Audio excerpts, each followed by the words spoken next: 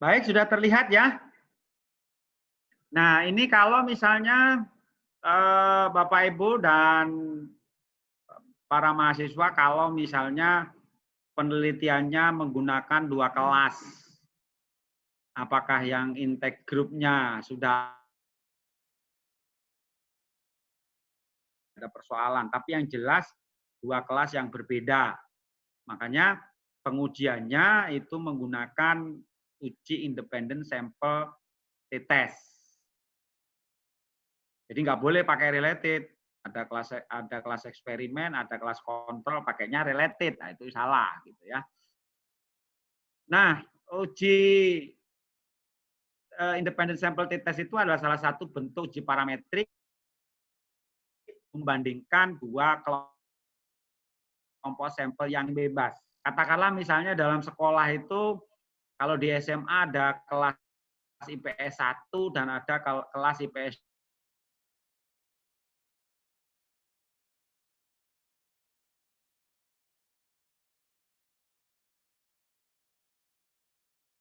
nya harus menggunakan uji independent sample t-test ini.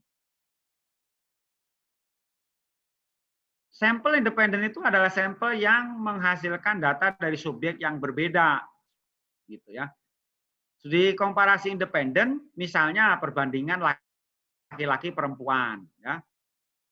Kemudian perbandingan kelompok kontrol dan kelompok perlakuan. Pak, saya nggak penelitian eksperimen, tapi saya penelitiannya komparatif, membedakan perilaku belajar antara laki-laki dan perempuan. Itu ujinya pakai apa, Pak? Ya ini, ya, uji t-test independen, ya. Misalnya membedakan antara prestasi belajar anaknya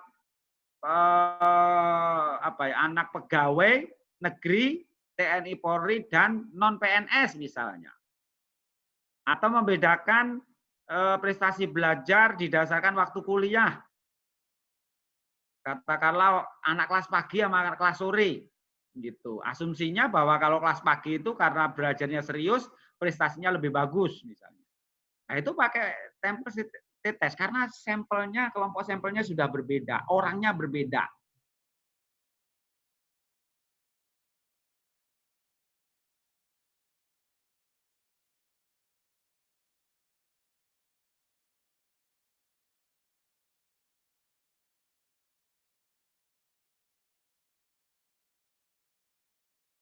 Opsional.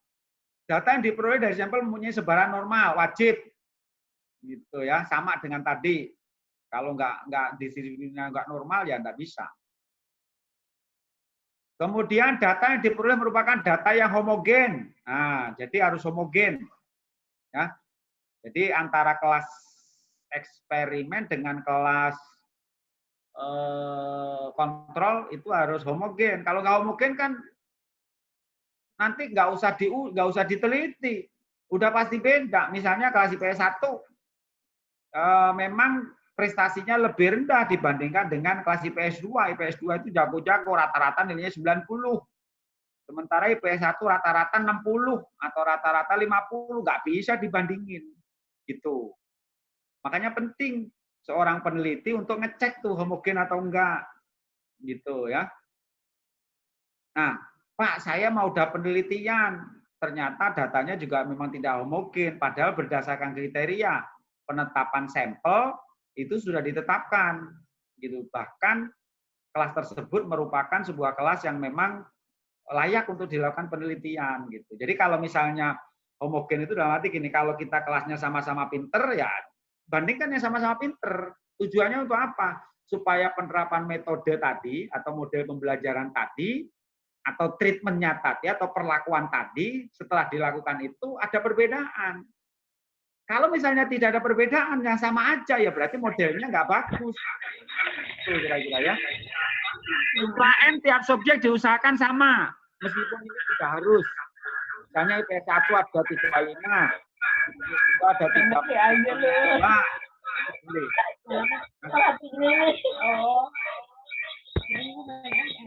ya. Baik. Terus bagaimana jenis kasus yang sebaiknya menggunakan metode ini? Pertama, perbedaan statistik antara rata-rata dua kelompok, perbedaan statistik antara sarana dua intervensi, ya. Kemudian perbedaan statistik antara rata-rata dua skor perubahan. Jadi silakan saja nanti yang mau diambil yang mana, ya. Dari apa namanya dua hal yang sifatnya memang beda berdasarkan pada karakteristik tertentu tergantung dari tujuan penelitian. Baik, saya tidak akan banyak bicara mengenai penelitiannya ya. Kriterianya sama dengan tadi ya. Kalau lebih besar dari 0,05 berarti tidak terdapat perbedaan rata-rata antar subjek penelitian. Kalau lebih kecil itu adalah menunjukkan adanya perbedaan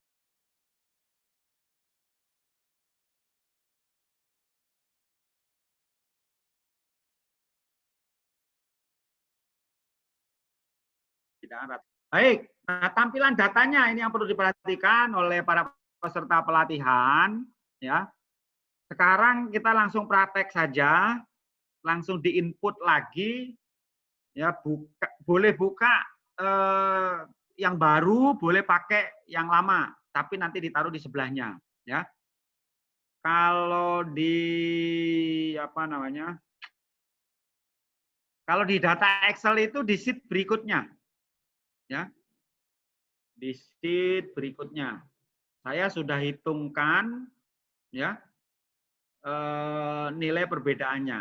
Nah, tolong dilihat dulu di sini yang data 2.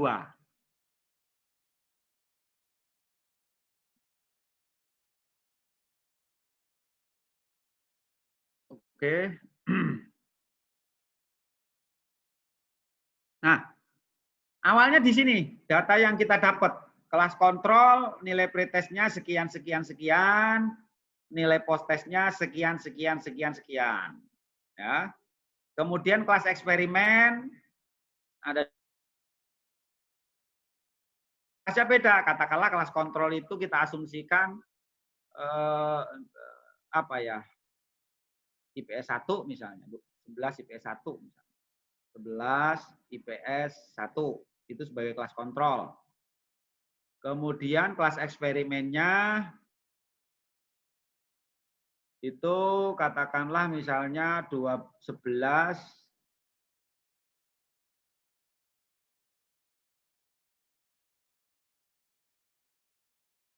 ini ada nilai juga, ini nilai pretest, nilai juga post-test. Jadi kita punya 4 nilai dari dua kelas yang berbeda tadi.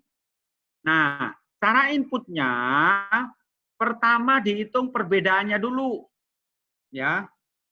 Dihitung perbedaannya. Jadi perbedaannya itu dari mana? Selisih antara post-test dengan pretest. Gitu ya.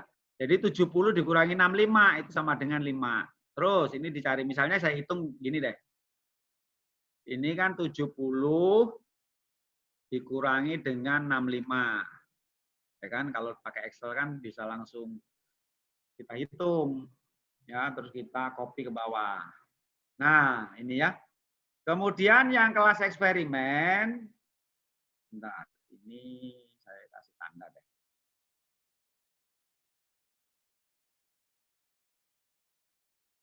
Kemudian yang kelas eksperimennya 85 dikurangi 70.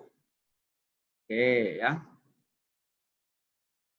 Kemudian kita kasih tanda juga, jangan sama kuning, agak beda saja.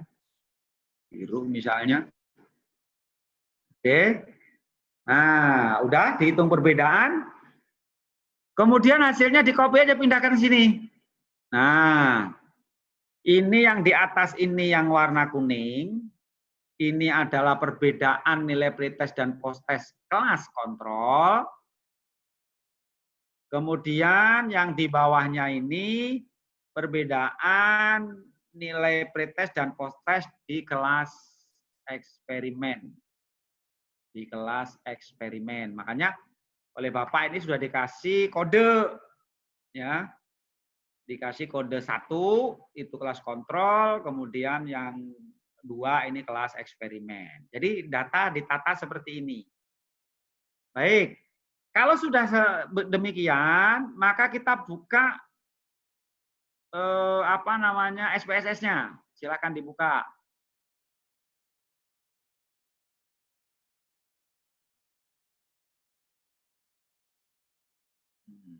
Kemudian diblok kayak tadi, terus di copy.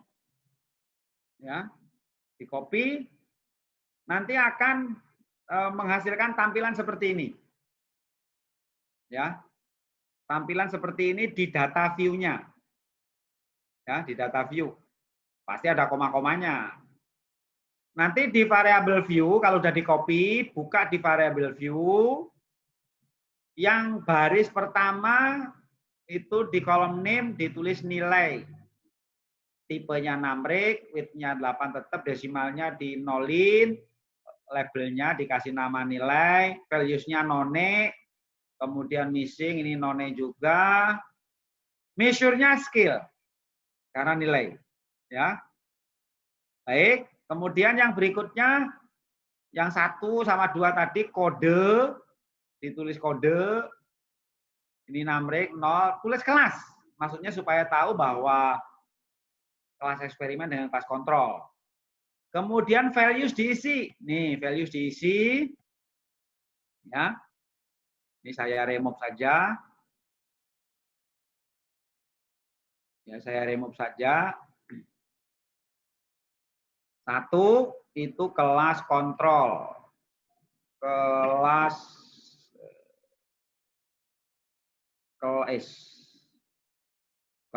kontrol. Add ya. Kemudian 2 itu kelas eksperimen. Kemudian di add. Oke, ya. Kemudian di sini none sama terus di sini nominal ya. Jangan pakai skill. Nominal. Nah, kalau sudah kita cek, ini mau saya tengahin dulu dah, saya centerin biar kelihatan rapi. Kirimin link yang dikirim Mister ini lu baru masih kirimin link. Oke. Ke data view, langsung kita analyze ya. Kemudian compare min, pilih independent sample t-test. Ya, pilih yang ini. Ya.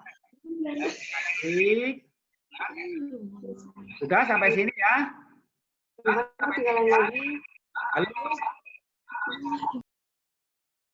Nah, kemudian nilai ini kita pindah ke tes variabel. Sementara yang kelasnya, yang kita kode tadi, itu kita pindahkan ke grouping. Ya. Jadi beda sama yang related tadi caranya. Setelah ini baru define group supaya tahu. Nah, ya. Ini grup 1 berarti isi 1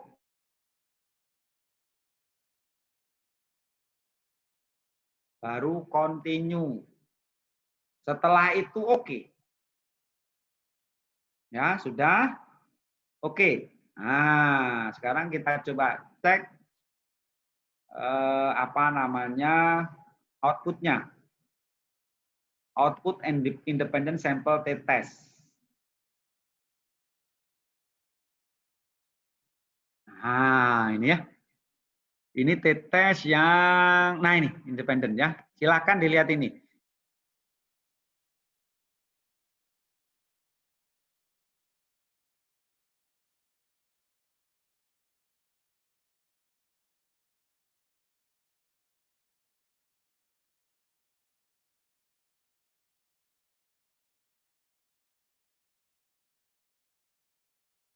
T-test.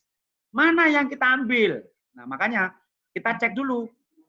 Kalau tadi waktu diuji homogenitas 2 kelompok sampel tadi adalah homogen, maka harus pakai yang equal variance assume. Jadi diasumsikan bahwa variannya sama. Kita pakai yang baris ini.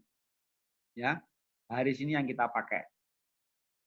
Oke, tapi ketika kita uji homogenitasnya ternyata tidak homogen, maka kita akan milih equal variance not assumed. Jadi variannya tidak sama. Oke, kita asumsikan bahwa varian sama. Mana yang digunakan? Yang digunakan adalah ini Bapak Ibu. Signya ini dibaca. Jadi ternyata nilai signya itu adalah 0,272. Nah, 0,272 itu ternyata lebih besar dari 0,05. Maka hasil ini dapat dinyatakan tidak terdapat perbedaan yang bermakna atau yang berarti antara kelas kontrol dengan kelas eksperimen. Ya, sehingga bisa disimpulkan bahwa penerapan metode flipped classroom tidak terbukti meningkatkan hasil belajar ekonomi siswa. Gitu ya. Ini yang dibaca. Oke, ya. Kalau enggak itu bisa cek di sini 2,95 ya. Ini ya. Kalau kita pakai Levenin ya pakai yang ini. Tapi kalau kita pakai yang T-nya ya pakai yang ini saja. Berarti 0,295. Ini yang dipakai. Kalau yang variannya tidak sama berarti di bawahnya. Ini juga 0,295. Jadi dua-duanya ini terbukti lebih besar dari 0,05. Jadi ya memang tidak ada perbedaan yang berarti. Ya. Eksperimen. Jadi ini aja Bapak Ibu ya, yang digunakan yang di sini. Ya.